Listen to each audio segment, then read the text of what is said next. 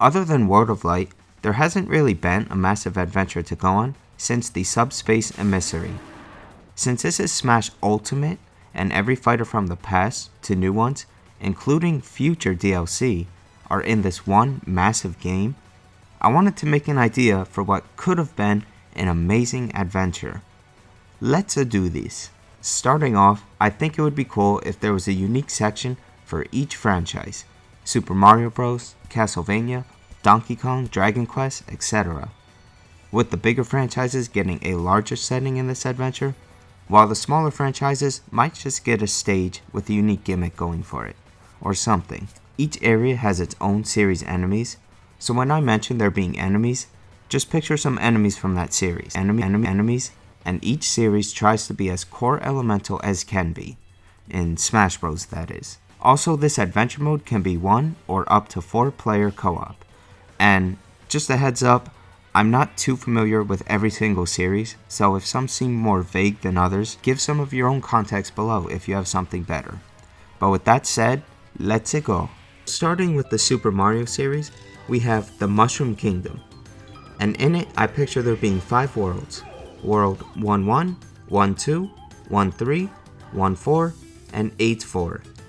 In World 1-1, this could be a platforming level similar to the layout in Super Smash Bros. Melee. Mario is fought once you reach the end of the level at the flagpole. Piranha Plant. Piranha Plant is encountered if the player enters the pipe Piranha Plant is hiding in. In World 1-2, which is a second platforming level where the player fights through enemies such as Goombas and Koopas in order to reach the flagpole at the end. Luigi is fought and encountered at the end if the player eliminates all of the green Koopa Troopas in this level. Peach is fought if or when you beat the level normally. In World 1-3, which is a third platforming level, this one in a more desert theme area, just like the Mushroomy Kingdom level, Daisy is fought once the flagpole at the end is reached, and Dr. Mario is fought if the player enters the castle doorway in the background of this stage. Oh yeah! In World 1-4, while making your way through this level, the player will encounter each Koopaling and must defeat each one to progress to the end. Bowser Jr. is waiting at the end of the level and is unlocked once defeated. Rosalina and Luma are located in the optional Cosmic Observatory section of this level, which is towards the end half of this level. In World 8-4, the final level of the Mushroom Kingdom, the player must defeat the boss at the end in order to move on to the next series world. Bowser is fought at the end of 8-4, and the player must hit the axe to defeat him, just like in the classic Super Mario Bros. Game. After doing so, a boss fight against Giga Bowser will ensue, and the player must defeat him to move on to the next world. Once the player has successfully progressed through the Mushroom Kingdom, then they have the choice of one of 3 paths to choose next, being DK Island, the Legend of Zelda series Dungeons, or Planet SR388 from the Metroid series, none of which are in any particular order. In the Donkey Kong series, we have Donkey Kong Island. Here, the player can start out on the beach and work their way up to the top of DK Island, just like in Donkey Kong Country Returns. Donkey Kong is fought at the end or top of this island. Diddy Kong is fought midway through in the jungle section. And King K. Rool is fought if during the barrel cannon section, just like the one in Brawl's Subspace Emissary, the player enters the secret barrel cannon, which will shoot them over to the pirate ship, and there the player can encounter and fight King K. Rool. And that is all I have for the DK series. For the next series, the Legend of Zelda series, we have the Zelda Dungeons. Just like in Super Smash Bros. Melee's underground maze, the player will have to navigate through in order to find an exit. Here there are 6 in total. Each exit has a different pathway, and depending which one the player chooses is where they will find and fight a certain Legend of Zelda series character. Link is fought on Great Plateau Tower, which is at the end of exit 1 of this stage. Zelda is fought on the temple stage when the player takes exit number 2. Sheik is fought in the Gerudo Valley stage from exit number 3. Young Link can be found when taking the more hidden exit number 4 and fought on the Great Bay stage. Toon Link can be found when taking exit number 5 and fought on the Spirit Train stage. And lastly, Ganondorf can be fought and encountered at the very bottom of the dungeon exit number 6, which is the longest exit, and he will likely be fought on the Bridge of Elden stage.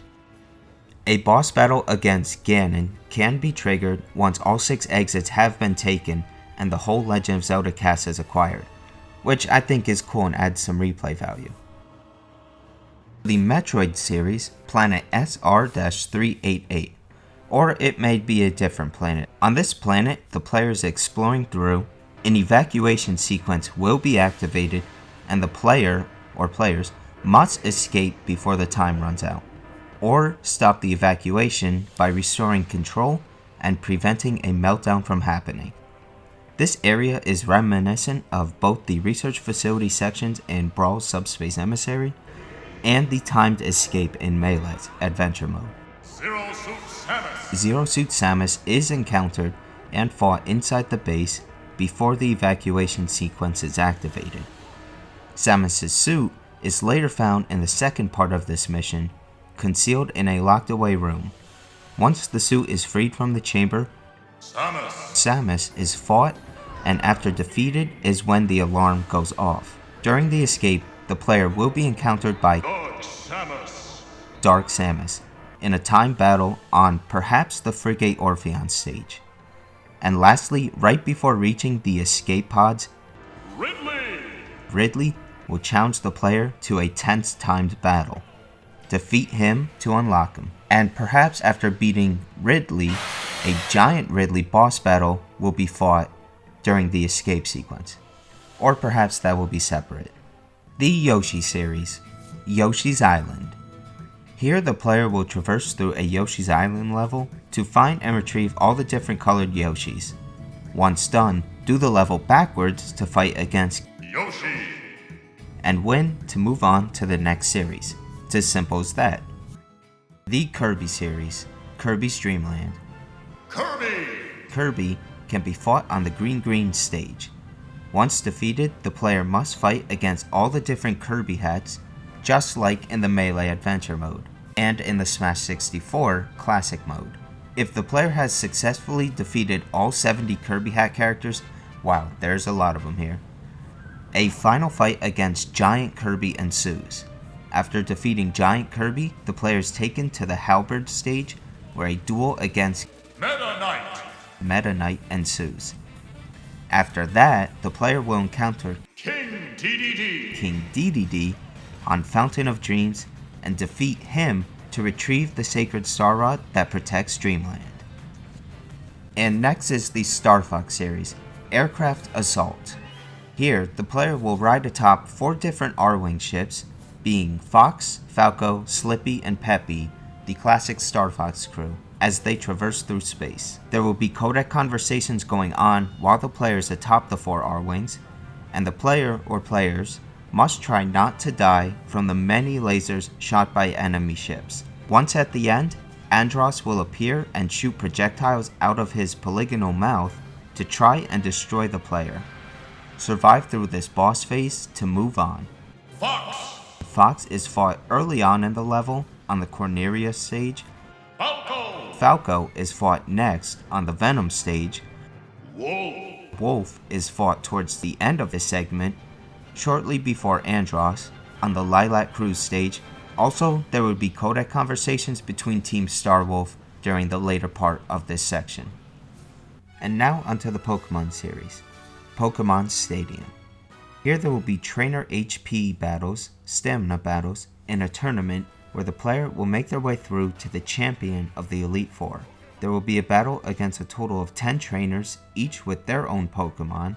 The trainers may use actual Pokeball Pokemon too, such as Mimikyu, Ditto, Eevee, Vulpix, all the Pokeball Pokemon.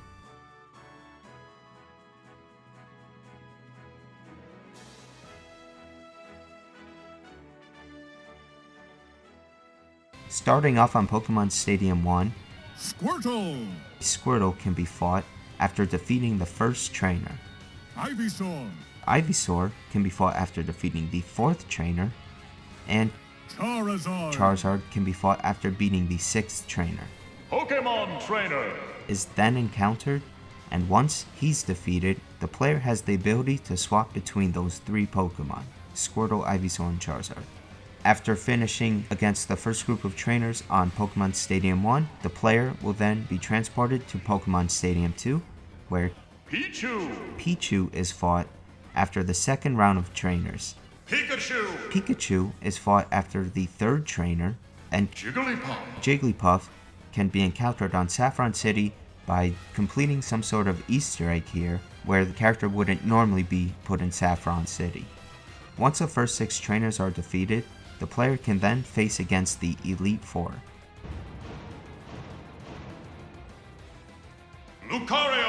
Lucario can be fought after beating the first Elite Four trainer. Greninja can be fought after beating the second Elite Four trainer. Incineroar can be fought after beating the third Elite Four trainer.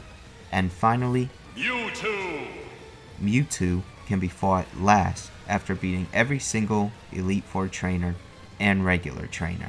Like I said, those are all stamina battles, and I'm not sure if the characters should be unlocked normally, or if the player should maybe complete some sort of challenge before being able to face the actual playable characters like Mewtwo, Greninja, Incineroar, etc. But that's what I got for the Pokemon series. On to the next. On to the EarthBound series, Magicant.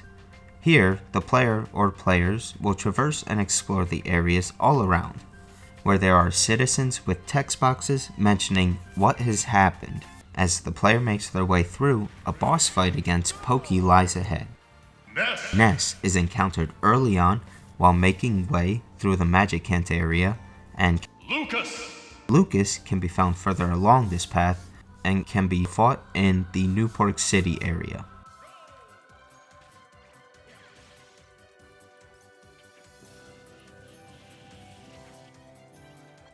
The F-Zero Grand Prix. Run along the F-Zero racetrack, dodging the cars and trying to make your way to the end goal as quickly as you can. Just like in Melee, the player must dodge the cars that come by every so often. Captain Falcon can be fought on the big blue stage once this level is completed normally.